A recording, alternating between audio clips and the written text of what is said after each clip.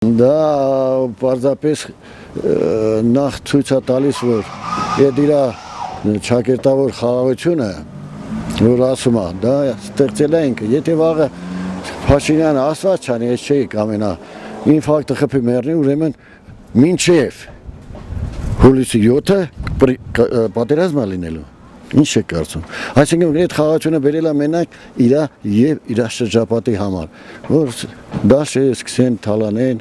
ես իմ ինչ-որ, ինչպես ասեմ, թալանեն, թե ինչ անեն, իրանց համար են բերել, մեզ համար խաղաղություն իրանք չեն բերել,